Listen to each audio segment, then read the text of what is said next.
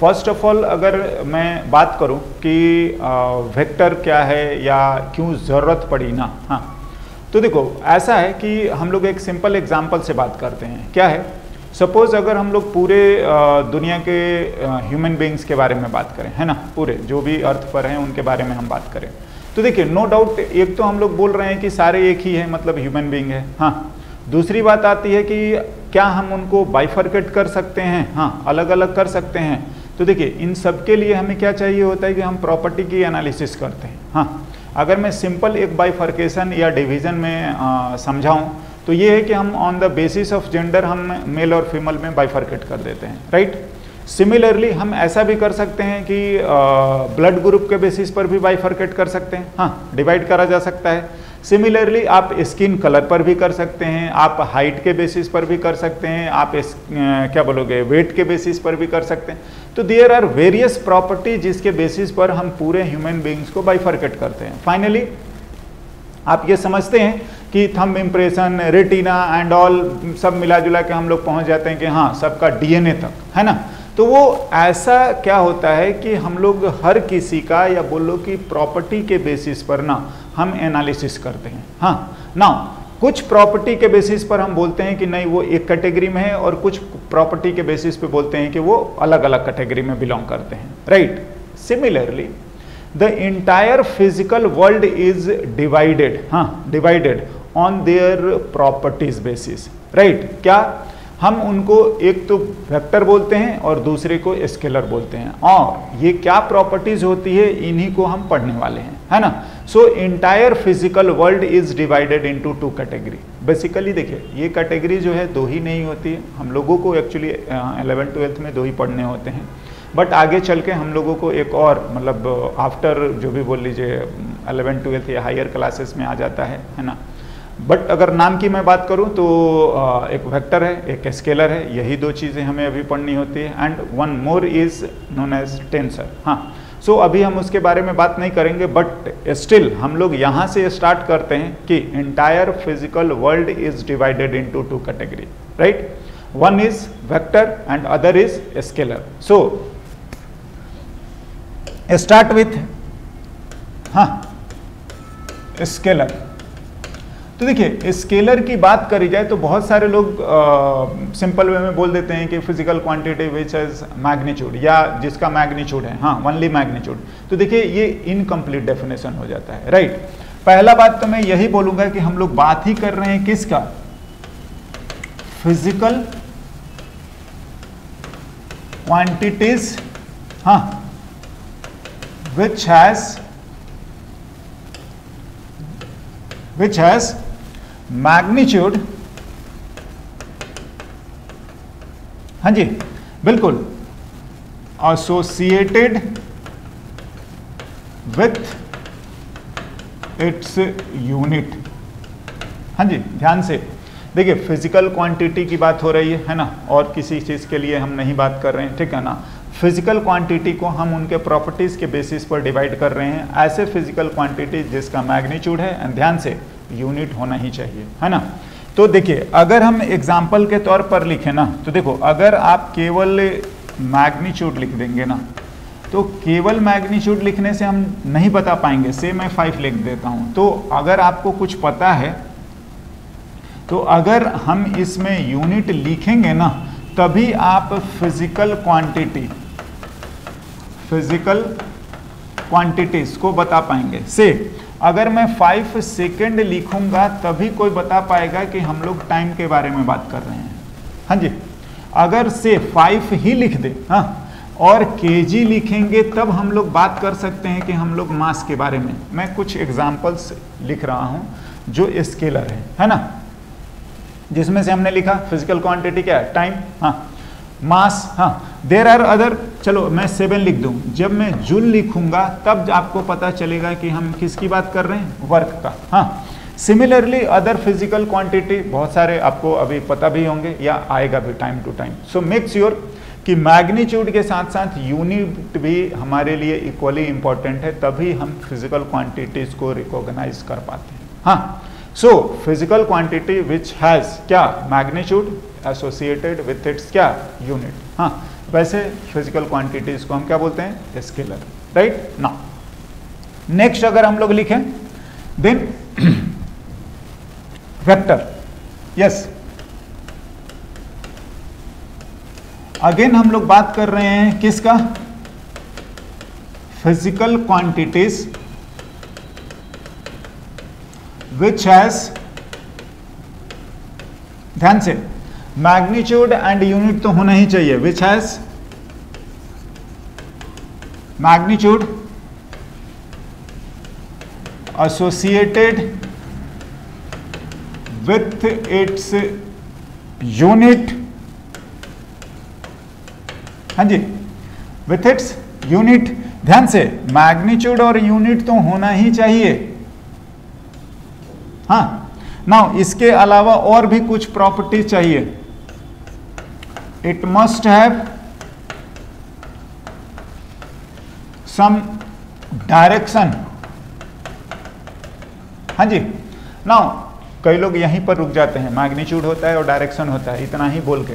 ध्यान से, मैग्नीट्यूड होना चाहिए, उसका यूनिट होना चाहिए। फिजिकल क्वांटिटी है तो बिना यूनिट के बात ही नहीं करनी है। एनीवे, इसका डायरेक्शन होना चाहिए as well as the vector law of addition, vector law of addition. ध्यान से, हम किसी को अगर बोल रहे हैं कि हाँ ये आपका क्या बोलोगे वेक्टर है, तो ध्यान से मैग्नीट्यूड भी जरूरी है, हाँ, यूनिट भी जरूरी है, हाँ, ध्यान से इसका डायरेक्शन होना चाहिए, yes, and law of vector addition ये भी फॉलो करने चाहिए। हाँ जी, बी केयरफुल।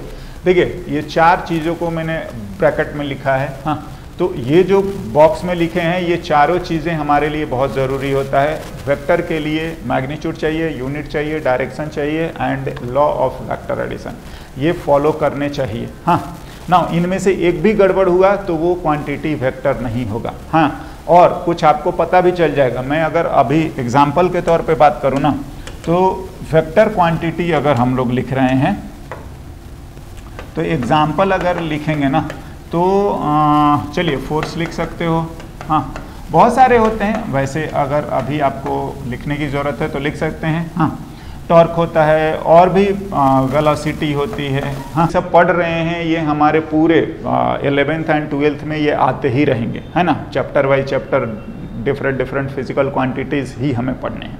हाँ, नाउ जो हम लोगों ने लिखा है कुछ वेक्टर क्वांटिटीज, फोर्स है, टॉर्क है, वेलोसिटी है।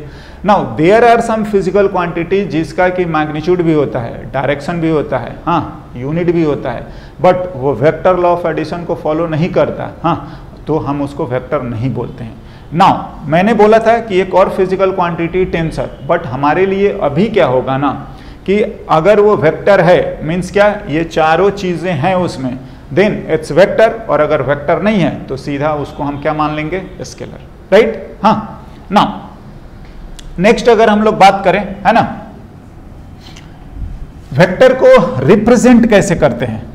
हाँ, तो रिप्रेजेंटेशन ऑफ अ वेक्टर अगर हम लोग लिखें ना तो ये इस तरीके से बहुत सिंपल वे में ऐसा लिखा जाता है, हाँ, बाय एन एरो, यस, ये जो भी है हम इसको टेल बोलते हैं और इसको हेड बोलते हैं।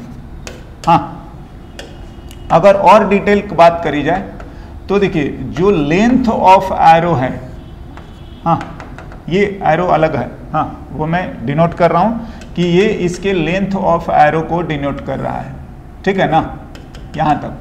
तो लेंथ ऑफ एरो जो है वो आपके मैग्नीट्यूड को डिनोट करता है। ध्यान से, अगर हम लोग इसमें लिखें मैग्नीट्यूड, तो मैग्नीट्यूड वेक्टर आता है length of vector, length of what? Vector. हाँ, अगर किसी का लेंथ कम हुआ तो उसका मैग्नीट्यूड कम होगा, अगर ज्यादा हुआ तो उसका मैग्नीट्यूड क्या हो जाएगा? ज्यादा हो जाएगा। हाँ, सिमिलरली अगर हम लोग डायरेक्शन की बात करें तो डायरेक्शन इस तरीके से हम लोग कंसीडर करते हैं, टेल टू व्हाट? हेड।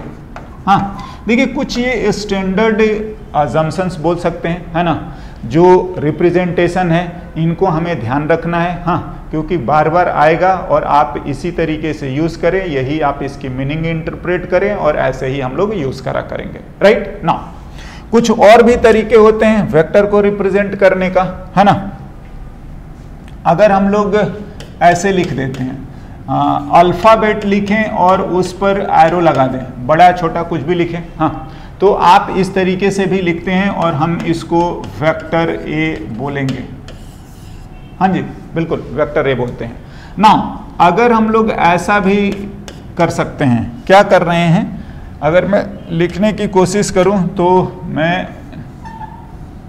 देखिए मैं कुछ और नहीं लिखना चाह रहा हूं, मैं जस्ट इतना लिखने की कोशिश कर रहा हूं कि बोल्ड में, हाँ जी, बोल्ड में अगर हम लोग लिख रहे हैं ऐसा भी, हाँ, या आप स्मॉल वाला भी लिखें, हाँ, तो बोल्ड लेटर में भी, हाँ, देयर आर सम बुक्स जिसमें कि ऐसा भी लिखा जाता है, हाँ, देखिए ऐसे भी लिखेंगे वो भी वेक्टर है, अल्फ़ाबेट पे एरो लगा कर लिखेंगे वो भी वेक्टर लिखने का तरीका है, और अगर हम लोग बोल्ड लेटर यूज़ करते हैं वो भी हमारा वेक्टर प्रेजेंट करने का तरीका है, राइट। नाउ अगर आप अभी हम लोग ज़्यादा फेमस वाला बात करोगे तो हमारा यही यूज़ होता है, ये यूज़ होता है ना, बट स्टिल कुछ बुकें आपको मिल जाएंगी, इवन एनसीईआरटी में भी कई जगहों पर ये सब यूज़ करा गया है, हाँ, तो आप इसका मीनिंग बस समझिए और ज़्यादा कोई टेंशन वाला बात नहीं है, हाँ। नेक्स्ट, अगर हम इस तरीके से मैग्नीट्यूड की बात करेंगे ना, तो हम लोग मैग्नीट्यूड लिखें तो मैग्नीट्यूड ऑफ वेक्टर जो लिखते हैं तो आइदर आप सिंपल अल्फ़ाबेट लिख दो, ऐसे लिख दो, ये लिख दो, ये आपका, हाँ, और आप ऐसे भी लिख सकते हैं कि वेक्टर को मॉडुलस में लगा दीजिए, हाँ, आप वेक्टर जो लिखा है उसको मॉडुलस में ऐसे लगा दीजिए। तो देखिए सिंपल अल्फ़ाबेट लिख देना, ये एक प्रेजेंटेशन है किसका, वेक्टर के मैग्नीट्यूड का, राइट। सिमिलरली अगर वेक्टर है उसको हम लोग मॉडुलस में लिख देते हैं तो भी वो हमारा क्या रिप्रेजेंट करता है, मैग्नीट्यूड ऑफ वेक्टर, हाँ। तो ध्यान से बस इन चीज़ों का हमें थोड़ा ध्यान रखना है कि हाँ ऐसा ऐसा यूज़ करते हैं या किसी ने लिख रखा है, ऐसा दिया गया है, तो हम इसका इंटरप्रिटेशन ये समझें, ओके। नाउ नेक्स्ट अगर हम लोग बात करें ना, यस, तो देखिए अगर हम लोग इस तरीके से यूज करते हैं, सपोज अपने को एक वेक्टर गिवन है, से हम लोग ए मान लेते हैं, हाँ, एक ऐसा गिवन है A1, एक ऐसा गिवन है A2।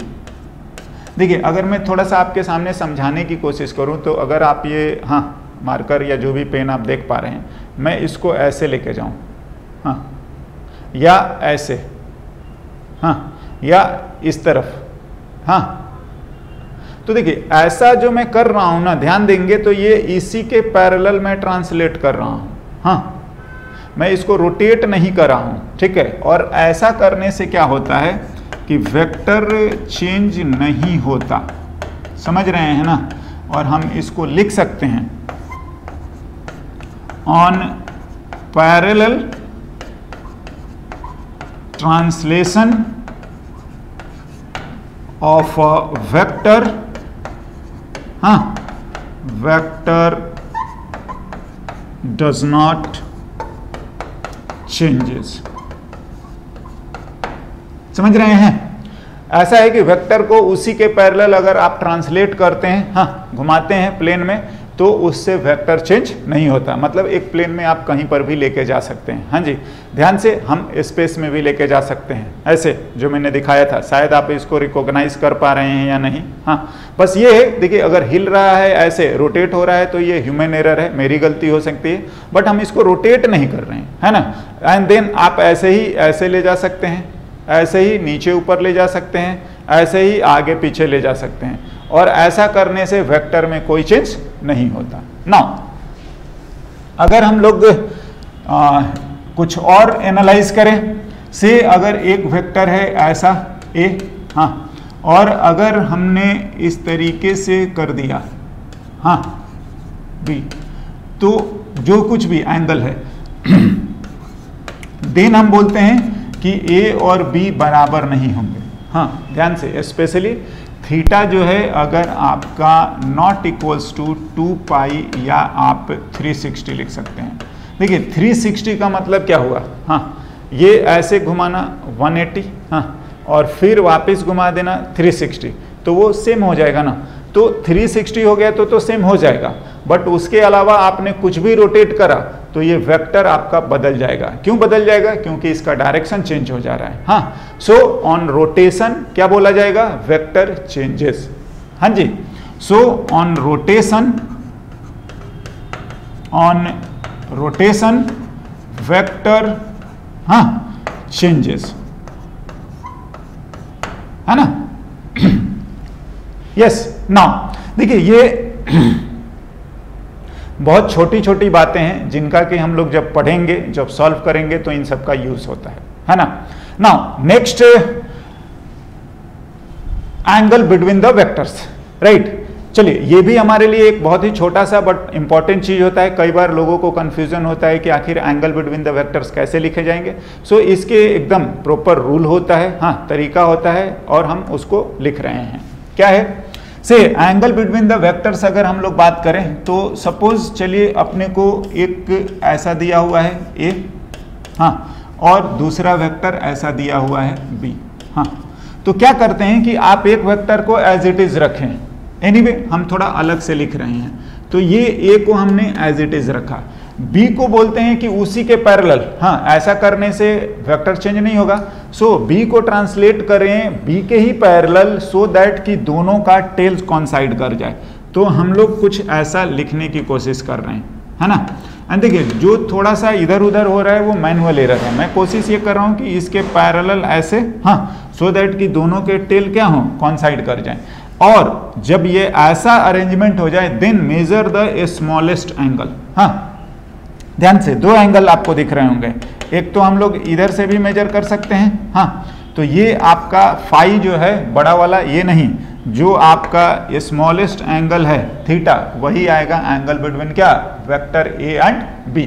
सो हम लोग अगर लिखें तो थीटा इज एंगल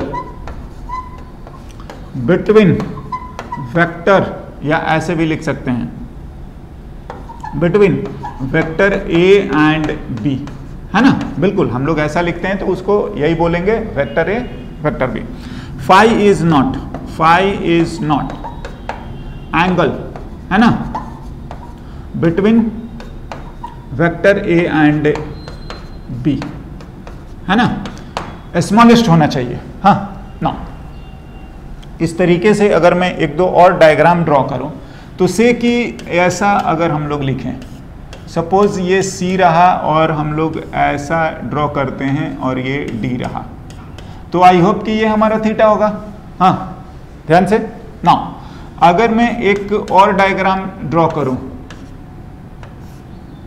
चलिए ई एफ या ए बी सी डी भी लिख सकते हैं, ऐसा कोई दिक्कत नहीं है। तो ध्यान से, हमें ध्यान रखेंगे क्लॉकवाइज एंटी क्लॉकवाइज ऐसा कोई रूल नहीं होता, कोई रिक्वायरमेंट नहीं होती। हाँ, जब आप दोनों वेक्टर्स के टेल को कॉन्साइड कर दिए then measure the smallest angle, right. So ऐसे लिखेंगे तो दिस इज आवर थीटा। हाँ, आई होप कोई प्रॉब्लम होनी नहीं चाहिए। यस, नाउ अगर इसी तरीके से एक इस तरीके से मैं लिख दूं, हाँ चलिए ये अगर इधर है ये इधर है, सपोज ए और बी लिख लेते हैं हम लोग, हाँ स्मॉल ए स्मॉल बी लिख दिया। तो ध्यान से, अगर आप लिखोगे तो इधर से लिखेंगे तो भी 180 आएगा और इधर से लिखेंगे तो भी 180 आएगा, नहीं आएगा? बिल्कुल। तो एंगल बिटवीन द वेक्टर्स लिखेंगे तो ये फिलहाल तो दोनों के दोनों ही कितने हैं, 180, इधर से या इधर से, हाँ दोनों ही कितने आ गए, 180। बट इस तरीके से हम एक कंक्लूजन पर भी पहुंचे हैं, क्या एंगल बिटवीन द वेक्टर्स जो है वो आपका 180 से छोटा या बराबर हो सकता है। हाँ, जो एंगल बिटवीन द वेक्टर्स हैं वो 180 से छोटा या बराबर ही हो सकता है, 180 से बड़ा नहीं होगा। अगर कभी आता है तो हम उसको ध्यान से, अगर आपने ये वाला लिख दिया फाई को, हाँ तो अगर ये 180 से बड़ा आ गया, हाँ तो ध्यान देना कि ये एंगल नहीं होगा, फिर 360 में से इस फाई को क्या करोगे, माइनस कर दोगे। हाँ बिल्कुल। और कभी आ गया फ्री हैंड ड्राइंग होता है, दिखता है बड़ा लेकिन वो एक्चुअली में न्यूमेरिकल वैल्यू कम आ जाए तो हम ऐसा काम कर देंगे, है ना। अगर 180 से बड़ा आ गया तो बी केयरफुल, हाँ हम एंगल गलत मेजर कर रहे हैं। Yes, next. अगर इस चीज को और थोड़ा सा मैं आगे बढ़ाऊं, चलिए एक हम लोग इससे रिलेटेड एग्जांपल्स लिखते हैं, फिर हम लोग आगे बात करते हैं।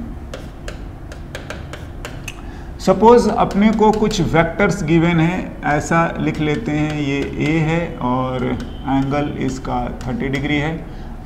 सपोज ऐसा बी है, इसका एंगल 60 डिग्री गिवन है। हाँ, और भी हम लोग एक दो यूज़ करते हैं। ये सी है, ये एंगल, चलिए सी को थोड़ा सा हम लोग इस तरीके से यूज़ करते हैं।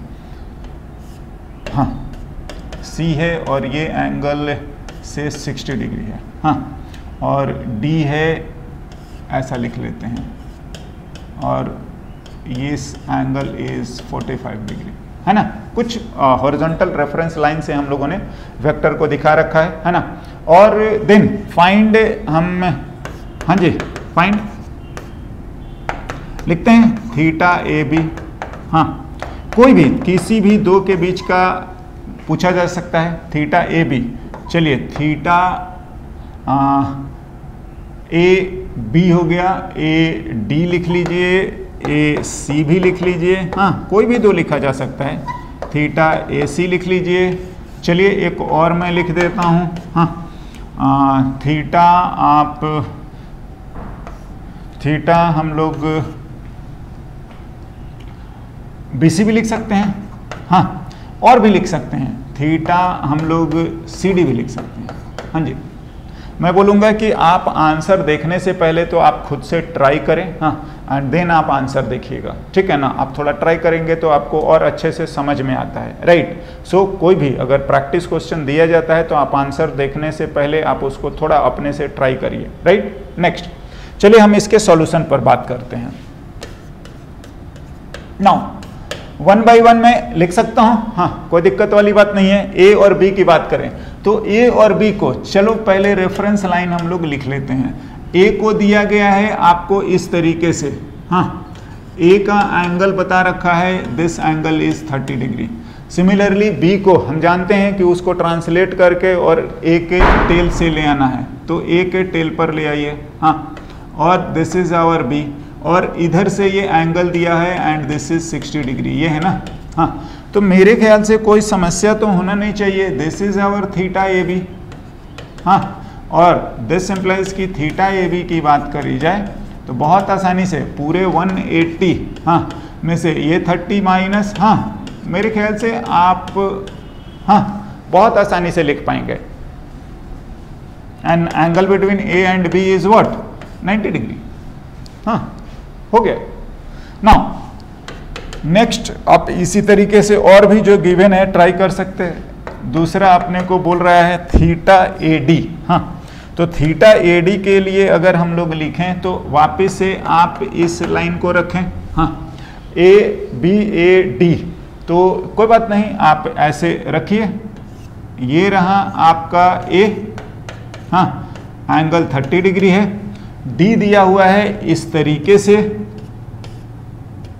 And this value is 45। हाँ, तो मेरे ख्याल से हमें कोई समस्या होना नहीं चाहिए कि ये पूरा एंगल ही तो हमारा हो जाएगा थीटा ए डी। हाँ, तो थीटा ए डी मेरे ख्याल से कोई ज़्यादा दिक्कत वाला बात नहीं है। 30 और प्लस 45, हाँ जी, दैट इज 75 डिग्री। हाँ, तो मेरे ख्याल से कोई इसमें समस्या होना नहीं चाहिए। हाँ, बहुत आसानी से हम लोग लिख सकते हैं। चलिए मैं और एक दो लिख ही देता हूँ। ए एंड सी की बात कर रहे हैं, लिखते हैं। ये अपवर्ड इंक्लाइन है, ये डाउनवर्ड इंक्लाइन है, ऐसे करते हुए 30 डिग्री और 60 डिग्री। तो मैं लिखता हूँ थीटा ए सी के लिए अगर हम लोग लिख रहे हैं, हाँ, तो थीटा ए सी का जो चल रहा है वो इस तरीके से, ये हो गया है ए, हाँ, और ये हो गया है आपका सी। हाँ, दिया हुआ है ये 30 डिग्री और से ये 60 डिग्री, ऐसा ही दिया है, आप चेक कर सकते हैं। ये इससे 30 डिग्री, इधर से 60 डिग्री। हाँ, ना देखिए, अगर मैं लिखूं तो जो भी हमें लग रहा है, हम इस एंगल को लिख लेते हैं and this is theta A and C. हाँ, तो देखो अगर थीटा ए सी लिख रहे हैं तो मैं समझाना ये चाहूँगा कि ये पूरा 180 में से 30 माइनस कर दो और 60 फिर ये ऐड कर दीजिए। आप देखो जैसे भी लिखना चाहें लिखिए, 180 माइनस कर दीजिए 30 और प्लस कर दीजिए 60, तो ये आ गया 210 डिग्री। ध्यान रखेंगे ये बड़ा हो गया है 180 से और ये गलत आ गया है। हाँ देखिए, मैं एक्चुअली में जानबूझ के ये काम करा कि ये 30 डिग्री ज़्यादा दिख रहा है, 60 डिग्री कम दिख रहा है, और ये फ्री हैंड ड्राइंग है, आपसे भी हो सकता है गड़बड़। जब आप कैलकुलेट करेंगे ये 180 से बड़ा आ गया तो आप समझ जाओ कि हमने गड़बड़ कैलकुलेट कर दिया है ना। तो आपको इनफैक्ट इधर वाला एंगल कैलकुलेट करना है। हाँ, ये थीटा ए सी होगा, ये डैश हो चुका है। हाँ, तो ये डैश हो चुका है। नाउ आइदर आप इसको कैलकुलेट करें इधर से, हाँ, और आप चुपचाप जो आया है उसको 360 में से माइनस कर दो। मैं क्या बोलना चाह रहा हूं, और हम लोग थीटा ए सी लिखेंगे तो आइदर आप इधर से कैलकुलेट करो, मतलब 180 में से 60 माइनस करिए और 30 जोड़ दीजिए। हाँ, 180 माइनस 60 और प्लस 30 कर देंगे तो ये कितना आ गया, 150। हाँ, और हम ऐसा भी कर सकते थे, थीटा ए सी जो है वो 360 माइनस थीटा ए सी डैश, जो कि आपका 180 से बड़ा है। हाँ, तो आप इसको 360 माइनस 210 जो भी आया है and by this way again ये 150। हाँ, तो ये देखिए जस्ट मैंने आपको थोड़ा सतर्क करने के लिए समझाया कि ऐसा हो सकता है ना। तो आप ध्यान रखेंगे जब भी 180 से बड़ा आ जाए तो हम उसको क्या करेंगे, हाँ, आइदर दूसरा वाला एंगल कैलकुलेट करिए या फिर 360 में से माइनस कर दीजिए, बस इतना ही सिंपल वे में लिख सकते हैं। हाँ ना, देखो अगर हमें ये तीनों चारों आंसर निकालना ही है तो मैं बोल रहा हूँ कि हम एक बार में भी लिख सकते हैं। मैं क्या बोलना चाह रहा हूँ, ऐसा देखिए, अगर हम लोगों को ये आंसर निकालना है और आपको ए बी सी डी सबका है, हाँ, तो देखिए आप ए को लिखिए, हाँ, बी को लिखिए, हाँ, ये 30 डिग्री दिया है, ये 60 डिग्री दिया है, फिर से ये जो है वो सी, हाँ, ये भी अपने को 60 डिग्री दिया है, और ये दिया है डी, ये अपने को 45 डिग्री दिया है। हाँ, ऐसा हम लोग बिल्कुल एक ही जगह पे कर सकते हैं। एंड बाय दिस वे आप बिल्कुल, मैंने बाकी सब तो समझा दिया है, आप ए से डी भी लिख सकते हैं, ए से ये, हाँ, तो एक दो जो भी रह गया है आप यहीं से लिख लीजिए, कोई ज़्यादा दिक्कत वाला बात नहीं है। तो ये आपका जो आ गया वो theta C D, theta C D कितना आ जाएगा, 180 में से 60 माइनस और 45 माइनस, 60 माइनस और 45 माइनस। हाँ, तो बाय दिस वे हम लोग लिख सकते हैं, कोई ज़्यादा समस्या वाला बात नहीं है। अगर बहुत सारे दिए रहते हैं तो आप एक जगह पर भी लिख सकते हैं, हाँ, इससे थोड़ा फास्ट हो जाएगा। बिल्कुल ना, जो भी वैल्यू आ रही है, कितना आ रहा है अपन इसमें से एक, तो आई होप ये भी 75 भी आ रहा है ना। बाकी कैलकुलेशन है, आप चेक कर सकते हैं, कोई ज़्यादा दिक्कत वाली बात नहीं है ना। एनीवे नाउ, और अगर हम लोग बात करें तो एक और तरीका होता है हमें angle between the vectors measure करने का, ठीक है ना। मैं यहीं पर लिखता हूं, हाँ, सपोज अपने को दो वेक्टर इस तरीके से गिवन है, ए है, हाँ, एंड बी है। हालांकि ये कोई और आंसर नहीं आएगा, ऑफ कोर्स मेथड बदलने से आंसर नहीं बदलेगा ना। तरीका इसलिए बोल रहे हैं क्योंकि ये कई बार हमें डायग्राम में आता है और आप उस तरीके से मेजर कर देंगे तो आपको ये सब अलग से करने की ज़रूरत नहीं पड़ेगी। क्या करते हैं, अगर दोनों वेक्टर का टेल टू टेल ना होके हेड टू टेल है, मतलब अगर ऐसा कंबाइन है, हाँ, अगर हम वेक्टर को टेल से टेल ना कंबाइन करके हेड टू टेल कंबाइन करते हैं, देन व्हाट वी डू कि जिसका हेड है आप उसके डायरेक्शन को, हाँ, एक्सटेंड करें, हाँ, and with extended direction measure the smallest angle, I mean this one, हाँ, विथ एक्सटेंडेड डायरेक्शन, हाँ, जिसका हेड है आप उसी के डायरेक्शन को एक्सटेंड करेंगे and again major the smallest one. हाँ, नाउ अगर आप नोटिस करोगे तो ये वेक्टर जो है कोई इससे अलग नहीं आ रहा है, ये बिल्कुल आपका सेम ही आ रहा है। अगर हम लोग b को यहाँ लाते तो ये जो भी है ना, तो ये एंगल और ये एंगल तो आपका सेम ही है, ये भी थीटा ही है अगर b को ऐसे लाते। हाँ बिल्कुल, बट ये है कि हम लोगों ने टेल को नहीं कॉन्साइड करा है। अगर हेड के पास जाते हैं, हाँ हेड टू टेल कॉन्साइड है, देन हम ये काम कर सकते हैं। क्या? Extend the direction of vector, हाँ whose head is considered, and then measure a smallest angle, हाँ विथ एक्सटेंडेड डायरेक्शन।